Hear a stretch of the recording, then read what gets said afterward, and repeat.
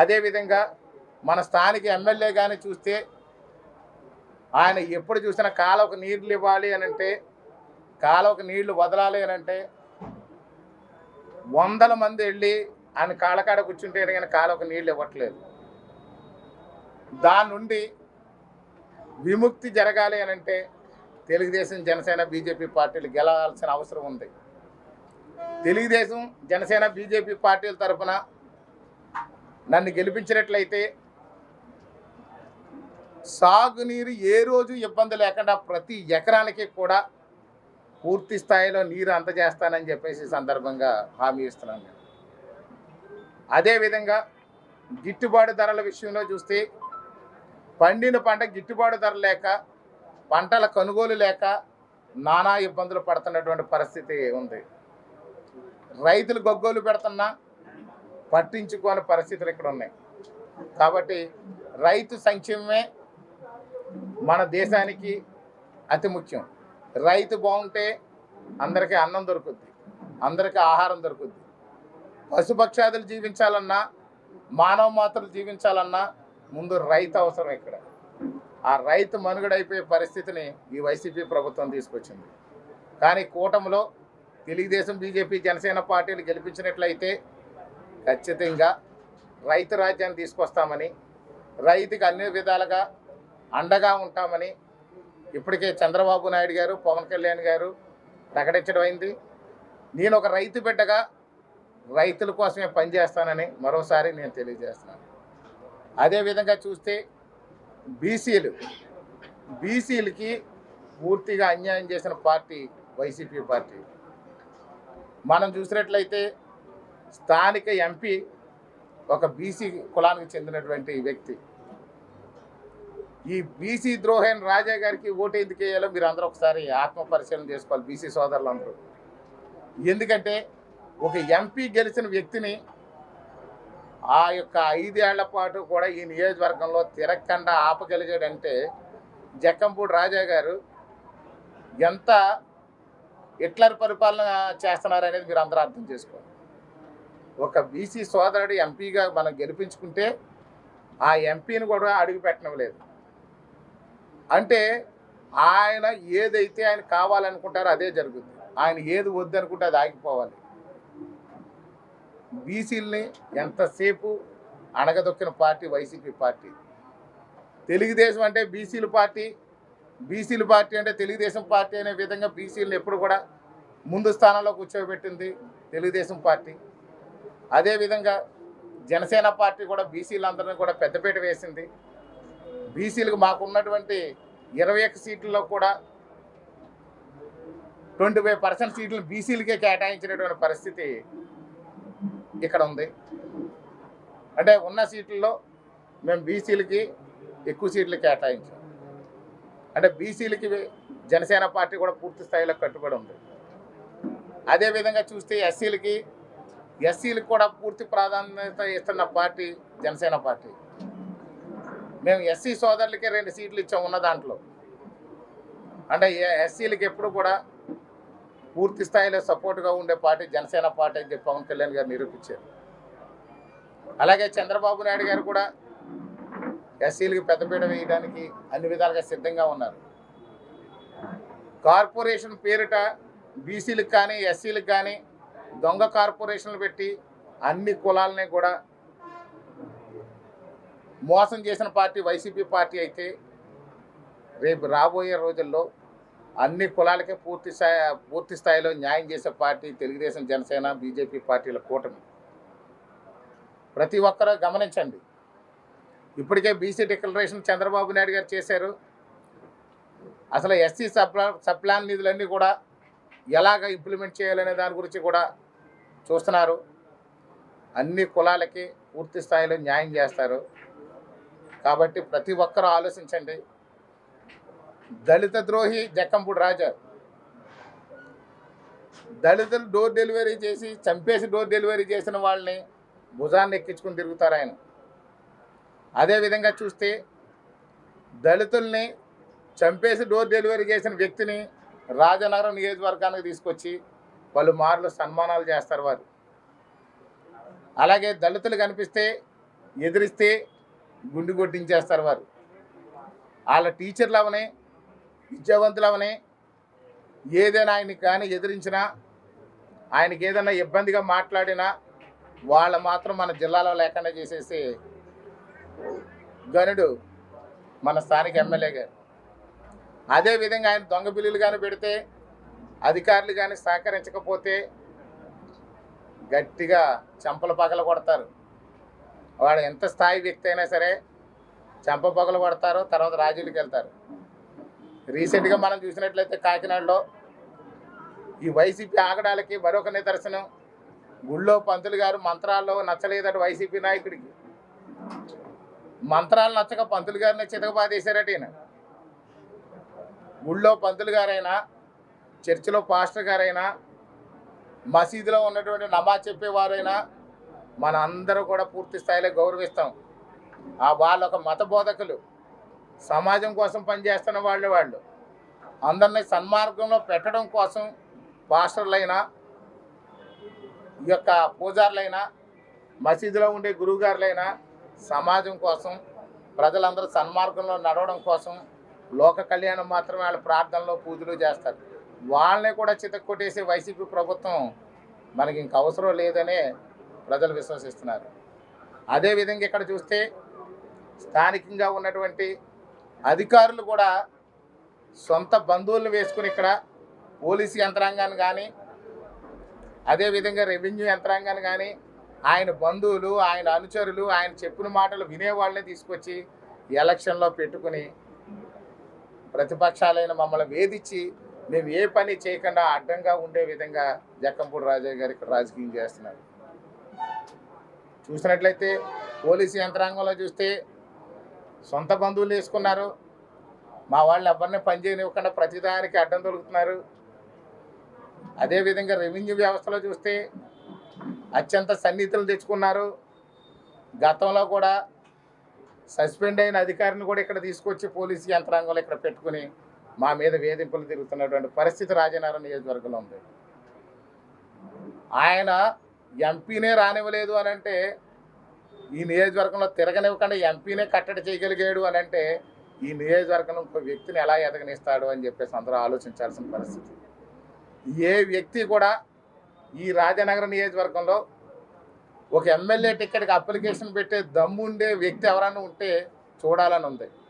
ఎందుకంటే ఆయన ఎవరిని ఎదగనివ్వడు కాబట్టి అందరినీ ఒక కార్యకర్తలాగా, ఒక ఓటర్లాగా మార్చేస్తాడు తప్ప ఒక ఎమ్మెల్యే, ఎంపీ స్థాయి ఉన్న వ్యక్తిని కూడా ఆయన కార్యకర్తగా మార్చగలిగే శక్తి ఒక జక్కంపూడి రాజాకు ఉంది. పోయినసారి ఎలక్షన్లో జనసేన పార్టీ తరఫున కంటెస్ట్ చేసిన వ్యక్తిని కూడా ఈరోజు కార్యకర్తగా మార్చేసినటువంటి శక్తి జక్కంపూడి రాజాది. గతంలో ఇదే నియోజకవర్గానికి పార్లమెంటు సభ్యులుగాను, అలాగే ఒక నియోజకవర్గానికి శాసనసభ్యులుగాను పనిచేసినటువంటి వ్యక్తి కూడా ఈరోజు కార్యకర్తగా ఆయన వెనకాల పనిచేసే విధంగా మార్చుకున్నాడు. అంటే ఎవరైనా సరే ఆయన కింద మాత్రమే ఉండాలి. ఆ కింద అనంటే దాని అర్థం కాళ్ళ దగ్గర పెట్టుకునే విధంగా చేస్తారు. ఇప్పుడు ప్రస్తుతం కొత్త మ్యాటర్కు దానికి తెర తీశారు. ప్రతి వాళ్ళ దగ్గరికి వెళ్ళి లోపలికి వెళ్తున్నారు, ప్రతి ఇంటికి వెళ్తున్నారు. అది జనసేన నాయకులు అవ్వచ్చు, టీడీపీ నాయకులు అవ్వచ్చు, బీజేపీ నాయకులు అవ్వచ్చు. వాళ్ళ దగ్గరికి వెళ్ళి వాళ్ళతో లోపలికి వెళ్ళి ఒక్కసారి అవకాశం ఇవ్వండి, నాకేదో అది ఇస్తాను ఇది ఇస్తానని చెప్తారు. అక్కడ లోపల నువ్వు చెప్పినా, బాబు నేను తెలుగుదేశంతో పూర్తి స్థాయిలో కమిట్ అయి ఉన్నాను, నేను జనసేనతో కమిట్ అయి ఉన్నాను, బీజేపీతో కమిట్ అయి ఉన్నాను, ఇంకా నాకు మాత్రం పార్టీ మారే ఆలోచన లేదని లోపల జరిగితే, బయటకు వచ్చిన తర్వాత ఒక ఫోటో రిలీజ్ చేసి పార్టీలో జాయిన్ అయిపోతున్నారు, వీళ్ళు డబ్బులు పెట్టి కొనేసానని చెప్పేసి తప్పుడు ప్రచారాలు చేసి ఈ యొక్క నాయకుల ఆత్మాభిమానం దెబ్బకొట్టే వ్యక్తి జక్కంపూడి రాజు. గతంలో కూడా రాయబరెడ్డి చిన్నాని కూడా 5 కోట్లకు కొనేసానని చెప్పి ప్రచారం చేసి జనసేన ఓట్లన్నీ కూడా ఆయన వైపు తిప్పుకున్న పరిస్థితులు మనందరికీ తెలుసు. కానీ ఆ యొక్క రాయబరెడ్డి చిన్నాకి 10 పైసలు కూడా ఇవ్వలేదనే విషయం కూడా జగమెరిగిన సత్యం. కానీ 5 కోట్ల ఆఫర్ ఇచ్చి 3 రోజులు ఇంట్లో పడుకోబెట్టలేదా? అదేవిధంగా ఈరోజు కూడా టీడీపీ జనసేన నాయకులు చాలా జాగ్రత్తగా ఉండాలి. డబ్బులు ఆశ చూపిస్తారు, ఉద్యోగాలు ఆశ చూపిస్తారు, లేకపోతే మీకేదో పనులు చేస్తామంటారు. భవిష్యత్తులో మిమ్మల్ని ఎమ్మెల్యే ఎంపీటీసీని చేసేస్తాము, మిమ్మల్ని సర్పంచులు చేసేస్తాము, మిమ్మల్ని జడ్పీటీసీలు చేస్తాము, మిమ్మల్ని ఎంపీపీలు చేస్తామని చెప్పి జరగని హామీలన్నీ కూడా ఈరోజు ఇచ్చేసి మిమ్మల్ని అందరినీ మభ్యపెట్టే అవకాశం ఉంది. ప్రతి సోదరులు ఆలోచించుకోవాలి ఇక్కడ. ఎందుకంటే ఒకే సర్పంచ్ని సీక్రెట్గా ఒక గ్రామం వెళితే 10 మందికి ఇచ్చే ఆఫరే ఆ సర్పంచ్. ఒక గ్రామం చూసుకుంటే 10 మంది నాయకులు కలిస్తే 10 మంది నాయకులు నాకు సర్పంచే కావాలంటే ఆ 10 మందికి కూడా సర్పంచ్ తీసుకోండి, మీదే సర్పంచ్, రిజర్వేషన్ కూడా మార్చేసి మీకు సర్పంచ్ ఇచ్చేస్తానని చెప్పి అభయాలు ఇస్తున్నటువంటి పరిస్థితి జక్కంపూడి రాజా గారిది. అలాగే ఒక ఎంపీడీసీలు కానీ చూస్తే ఎంపీడీసీ నాకు కావాలంటే ఇక్కడ ఎస్సీ రిజర్వేషన్ వచ్చినా సరే నీ కులానికి సంబంధించినటువంటి రిజర్వేషన్ నేను రప్పించి మరి నీకు ఆ యొక్క ఎంపీడీసీ నా యొక్క డబ్బులతో ఖర్చు పెట్టి గెలిపిస్తానని చెప్పేసి ఒకే గ్రామంలో 10 మందికి ఒకేలాంటి అభయాలు ఇచ్చే వ్యక్తి జక్కంపూడి రాజా. డబ్బులు ఆశ చూపిస్తాడు, మనందరికీ తెలుసు. ఎవరికి రూపాయి ఇవ్వడు, ఇచ్చిన ఎంగిలి చేయడానికి 10 లక్షల ఆఫర్ పెడతాడు, 10,000 ఇస్తాడు. 10,000 ఇచ్చి మనం లాక్ చేస్తాడు, ఎప్పటికి ఇంకా అపాయింట్మెంట్ దొరకదు. ఇలాంటి మోసగాడు మనకు అవసరమా అనేది మీరు అందరూ చెక్ చేసుకోవాల్సిన అవసరం ఉంది. అదేవిధంగా చూసినట్లయితే తల్లిని మోసం చేసినటువంటి వ్యక్తి 2019 ఎలక్షన్ ముందు తల్లికి సీట్ ఇస్తారంటే ఆవిడ 2 సార్లు ఓడిపోయి ఉన్నారు. రాజమండ్రిలో ఒకసారి ఓడిపోయారు ఆవిడ, మళ్ళీ ఇక్కడ రాజానగరంలో కూడా 2014లో మరోసారి ఓడిపోయారు. ఆవిడకి సానుభూతి ఉంటే ప్రజల్లో ఆవిడ గెలుస్తారని తెలిస్తే నా తల్లి గెలిస్తే నాకేం వస్తుంది, నేను గెలిస్తేనే నాకు వస్తుందని చెప్పి తల్లికి టికెట్ రాకుండా ప్రజల్లో కొంతమందిని అతను అనుచరులు పెట్టి ఒక బిరామీలు లాంటి వాళ్ళు పెట్టుకుని మా అమ్మకి కానీ సీట్ ఇస్తే గెలదు, నాకు సీట్ ఇస్తే గెలుస్తుంది అనే విధంగా ప్రచారం చేయించి సీట్ ఆయన తీసుకుని గెలిచినటువంటి పరిస్థితి ఉంది. అలాగే వాళ్ళ తమ్ముడిని చూస్తే 6 నెలల ముందు ఎలక్షన్లో తీసుకొస్తారు. ఎలక్షన్ తీసుకొచ్చి ఆయన క్యాంపెయినింగ్ గట్టిగా వాడుకుంటారు. పాపం ఆయన కూడా ఏమి తెలియక అందరికీ మాటలు ఇచ్చేసుకుంటూ వెళ్ళిపోతారు. తర్వాత గెలిచిన తర్వాత 3 నెలల్లో మాయం చేసేస్తారు. ఆయన కూడా నియోజకవర్గంలో తిరగనివ్వరు. ఆయన కూడా ఎక్కడ ఏదో వ్యాపారం చేసుకుని ఏదో పని చేసుకుంటూ ఉంటారు. ఆయన ఏ పని అడిగినా చేయలేరు, ఆయన చేతిలో ఉండదు. ఎలక్షన్ ముందు వాడుకుంటారు, ఎలక్షన్ అయిన తర్వాత సొంత తమ్ముడినే వదిలేసే నాయకుడు జక్కంపూడి రాజా. తల్లికి టికెట్ రాకుండా చేసిన నాయకుడు జక్కంపూడి రాజా. ఊరందరికీ పదవులు ఇప్పిస్తానంటారు.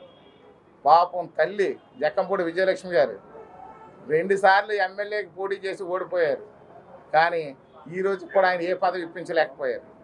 ఎప్పటికి కూడా ఇంత పెద్ద వయసులో కూడా పాప ఆయన తిప్పుతున్నారు.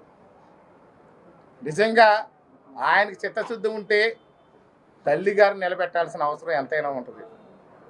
తల్లి మీద ప్రేమ లేదు, తమ్ముడి మీద ప్రేమ లేదు, నాయకుల మీద ప్రేమ లేదు, కార్యకర్తల మీద కూడా ప్రేమ లేదు. ఇలాంటి నాయకుడు మనకు అవసరమా అనేది ప్రజలందరూ ఒక ఆలోచన చేయాల్సినటువంటి సమయం ఆసన్నమైంది. అదేవిధంగా చూస్తే ఈ నియోజకవర్గం ఆయనకి అద్దె నియోజకవర్గం. ఆయన ఇక్కడ పుట్టలేదు, ఇక్కడ పెరగలేదు, ఇక్కడ ప్రజల్లో ఎలాంటి అనుబంధం లేదు, ఏ కుటుంబంలో కూడా బంధువర్గం లేదు, ఎలాంటి రిలేషన్ లేని నియోజకవర్గం. అలాంటి నియోజకవర్గాన్ని మనం ఏదైనా నగరానికి వెళితే అక్కడికి వెళ్ళి మనం ఒక హోటల్ రూమ్ అద్దెకి తీసుకుంటాం. ఆ రూము బాగోగుల గురించి మనకు అనవసరం. మనం వెళ్ళాము, నీట్గా ఉంది, అనిపించేసాము, అయిపోయింది, మన బ్యాగ్ సర్దుకుని మనం వచ్చేస్తాం. ఈ జక్కంపూడి రాజా గారు కూడా 2 జతల బట్టలు పట్టుకుని వచ్చినట్టుగా ఒక ఎమ్మెల్యే టికెట్ పట్టుకుని వచ్చాడు, ఎమ్మెల్యేగా గెలిచాడు, నియోజకవర్గంలో వనరులు అన్నీ తీసుకున్నాడు, వెళ్ళిపోయాడు. ఇంకో ఉదాహరణ ఏంటంటే బ్రిటిష్ వాళ్ళు మనల్ని పరిపాలించారు. ఇక్కడ బ్రిటిష్ వాళ్ళు పరిపాలించినప్పుడు కూడా విలువైన వస్తు సామాగ్రి అంతా కూడా లండన్కి తరలించుకెళ్ళిపోయారు వాళ్ళు. ఈయన కూడా అంతే, కొండలు పట్టుకెళ్ళిపోయాడు. ఈయన 2వ తారీఖుని జనవరి 2వ తారీఖుని గుండ్లు కొట్టిస్తాడు ప్రజలకి. నేను ఎమ్మెల్యే అయ్యాను కదా, మీరు అందరూ గుండ్లు కొట్టించండి అంటాడు. ఆ కొండ దగ్గర లక్ష్మీ నరసింహస్వామి పాదాల దగ్గర ఉంటే నా మీద చెత్త రూమర్ చేస్తాడు. ఎన్నిసార్లు చెప్పిన ఇప్పుడు వరకు ఒకసారి కూడా నిరూపించడానికి ప్రయత్నం చేయలేకపోయాడు. అక్కడ గుండ్లు జనాలకు కొట్టిస్తాడు, బయటకు వచ్చిన తర్వాత కొండలకు కొట్టిస్తాడు. గుండ్లు మాత్రం కామన్. ఈసారి వస్తే మన కిడ్నీలు కూడా అమ్మేస్తాడు మనకు తెలియకుండా. ఇలాంటి నాయకుడికి దయచేసి మీరందరూ ఒకసారి బాగా ఆలోచించండి. లేని దాన్ని నా మీద పదే పదే నేరాలు మోపే నాయకుడు జక్కంపూడి రాజా. ఒక ఎంపీటీసీగా కుటుంబ సభ్యులు పోటీ చేస్తే ఎమ్మెల్యేగా పోటీ చేయకూడదా అనేది నా యొక్క ప్రశ్న. ఆయన ఎంతసేపు ఆయన చిన్న వ్యక్తి అని అంటాడు. అంటే వీడు పెద్ద వ్యక్తులా? ఎక్కడి నుంచి వచ్చారు వీళ్ళ జీవితాలు? ప్రజలకు తెలియదా? ప్రజలందరికీ తెలుసు. ఎవడో కూడా ఎక్కడో చోట వస్తాడు. నా పూర్వీకుల గురించి కానీ చూసుకుంటే నా పూర్వీకులకు కూడా గట్టి ఎకరాలు ఉంటాయి. మధ్యలో కుటుంబాలు దెబ్బతిన్నప్పుడు తగ్గుతుంటాయి, ఆస్తులు వస్తుంటే పోతుంటాయి, కానీ మనుషులు మాత్రం మార్పులు ఉంటాయి. అది ఆయనకి తెలియదు. మీ వాళ్ళు కూడా ఎక్కడెక్కడ ఉద్యోగాలు చేస్తారో మీ పూర్వీకుల గురించి ఒకసారి తెలుసుకోండి. అంతే తప్ప నన్ను ఒక్కడే విమర్శించడం కాదు. ఈ రాజానగరం నియోజకవర్గంలో మీరు చెక్ చేసుకుంటే సెంటర్ పార్ట్లో, అంటే దాన్ని బ్రహ్మస్థానం అంటారు, బ్రహ్మస్థానం గాదరాడైతే ఆ గాదరాడలో పుట్టి పెరిగిన వ్యక్తిని. ఈ యొక్క మమకారంతో ఈ ప్రాంతం అభివృద్ధి చెందడం కోసం నేను ఇల్లు కట్టుకుంటే గాదరాడలో కట్టుకున్నాను, గుళ్ళు కడితే గాదరాడలో కట్టాను, చర్చి కడితే గాదరాడలో కట్టాను, ప్రజలకు ఉపయోగపడితే కూడా గాదరాడలో కట్టాను, రాజకీయాల్లో లేనప్పుడు కూడా. అంటే ఈ నియోజకవర్గం అంటే నాకు మమకారం. నా ఆత్మాభిమానం దెబ్బతింది కాబట్టి నా నియోజకవర్గాన్ని అభివృద్ధి చెందాలని రాజకీయాల్లోకి వచ్చాను. ప్రజలకు సేవ చేయడానికి సిద్ధంగా ఉన్నాను. ప్రజల పట్టం కానీ కడితే 5 ఏళ్ళు అవకాశం ఇస్తే 25 ఏళ్ళు గుర్తుండిపోయే విధంగా పరిపాలన చేసి అన్ని రంగాల్లో అభివృద్ధి చేస్తాను. ఆయన అభివృద్ధి అని అంటే పురాతనం నుంచి ఉన్నటువంటి కొండలు దవ్వేయడం ఆయన అభివృద్ధి, చెరువులు దవ్వేయడం ఆయన అభివృద్ధి, బ్లేడ్ బ్యాచ్లు తీసుకొచ్చి ఇక్కడ కూర్చోబెట్టడం ఆయన అభివృద్ధి, గంజాయి బ్యాచ్ని తీసుకొచ్చి ఇక్కడంతా గంజాయి అమ్మించడం ఆయన అభివృద్ధి, క్రికెట్ బెట్టింగ్లు అడ్డాగా మార్చేయడం ఆయన అభివృద్ధి. ఆయన అభివృద్ధి అని అంటే కోరుకొండ లక్ష్మీ నరసింహస్వామి వారికి గర్భగుడిలో స్లాబ్కి చిల్లులు పడి నీరు కారిపోతున్న తట్ట సున్నం వేయించలేనటువంటి అభివృద్ధి అయింది. నరసింహస్వామి వారికి కనీసం ఒక గమేడ సున్నం తీసుకెళ్ళి పైన స్లాబ్ వేయించలేరు, ఆ స్లాబ్ మీద కారిపోయి కన్నాలు పూడ్చలేరు. కానీ ఈయన మాత్రం 5 అంతస్తులు బిల్డింగులు కట్టుకుంటాడు. ఎలక్షన్ ముందు ఖర్చులు డబ్బులు లేని వ్యక్తి 100 ఎకరాల బినామీ పేర్ల మీద ఎలా వచ్చినాయి అని ప్రశ్నిస్తున్నాను నేను. రాజమండ్రిలో కొత్తగా కొన్న అపార్ట్మెంట్ ఏంటి? విజయవాడ తాడేపల్లిలో apartment, Indian oil petrol bunk దగ్గర కొన్న అపార్ట్మెంట్ పరిస్థితి ఏంటి? వైజాగ్లో కొన్న అపార్ట్మెంట్ పరిస్థితి ఏంటి? ఇప్పుడు ఇక్కడ ఉన్నటువంటి బార్లోని, స్పిరిట్స్లోని ఉన్న మీ వాటాల సంగతి ఏంటి? బెంగళూరులో ఉన్న లిక్కర్ బిజినెస్ పరిస్థితి ఏంటి? తెలంగాణలో ఉన్న లిక్కర్ పరిస్థితి ఏంటి? యానం దగ్గర కోనసీమలో కొన్న 100 ఎకరాల భూములు బినామీ పేర్ల పరిస్థితి ఏంటి? ఇంత డబ్బు ఎలా వచ్చింది మీకు? 100 కోట్ల రూపాయలు, సుమారు 1200 నుంచి 1500 కోట్ల రూపాయలు అక్రమార్జన చేశారు మీరు. ఎక్కడ చూసినా దోచేశారు. ఇన్ని చెరువులు తవ్వేయడం చరిత్ర ఎక్కడుంది? ఇలాగ దోచేసేవాడు కావాలా? అద్దుకుండేవాడు కావాలా? కుటుంబాన్ని కూడా, కుటుంబ సభ్యుల్ని కూడా ఏమీ లేకుండా చేసేవాడు కావాలా? ఒక్క నాయకుడిని కూడా తన స్థాయికి ఎదగకుండా చేసేవాడు కావాలా? లేదు.